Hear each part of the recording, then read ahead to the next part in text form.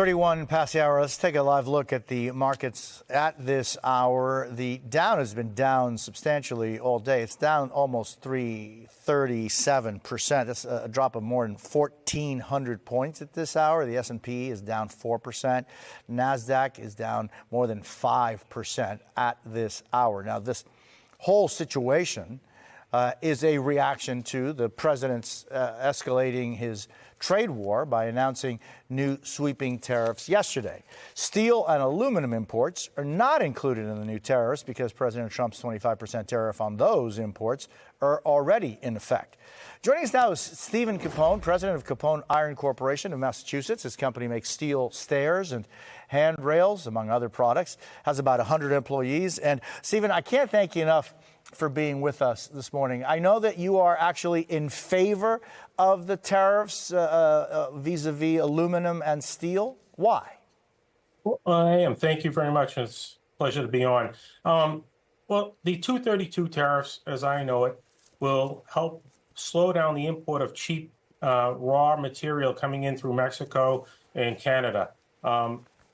Those cheap imports are hurting the steel fabrication industry here in New England. Especially here in New England, we're being decimated by foreign competition and foreign steel coming through Canada, specifically Quebec. So how is that actually? It's dumping essentially, and what is it that has been done in the past to deal with that? Not much. Since the inception of NAFTA, we've seen our industry just get wiped out here. We've lost over 40 shops in 20 years. We're in a position right now, we're playing in a field that's unfair competition with our friends north of the border. The same thing with the fabricators who are border the southern border with Mexico. I mean, you have people competing against shops in Mexico. They're paying their wages at $1.30 an hour.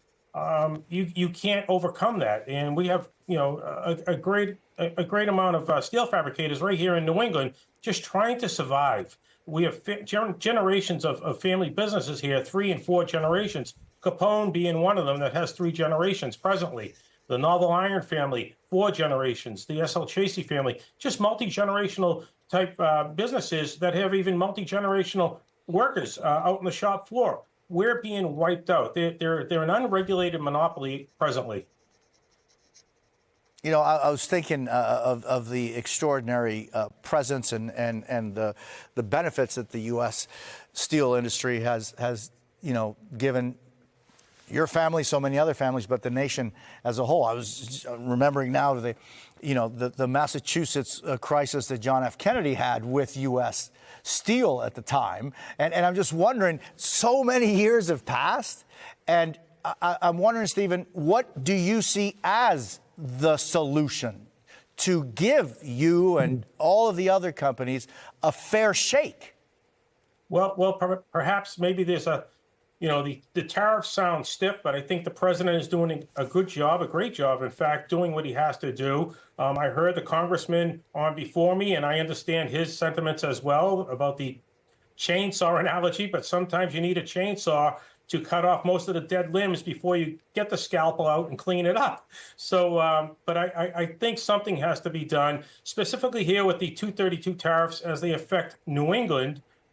They favor the mills, the big corporations. We're steel fabricators. We fabricate the structural elements that go into the buildings, the columns, the girders, the floor assemblies, and all that basically make up the building skeleton. Right now, with the 232 tariffs, it favors the mills, so our competition north of the border, and I'll focus on New England, can buy that steel domestically here in the U.S., ship it north, fabricate it, ship it back, and still sell it without tariffs. They're an unregulated monopoly. Something needs to be done. We need to put the steel industry back into business here in New England. Stephen, is there going to be pain for the workers? Everything's gone up with or without tariffs. I just got news that my health insurance is going up again. The president is 10 weeks into his term. We need to give him an opportunity to see what he can do. It's a tall task, but we need to do something to lower costs for our companies, for our workers, for everything. I'm sure it's going to hurt the Capone family as well when we go to market. Stephen Capono, thank you very much for being with us. Really appreciate your Thanks time. for having me.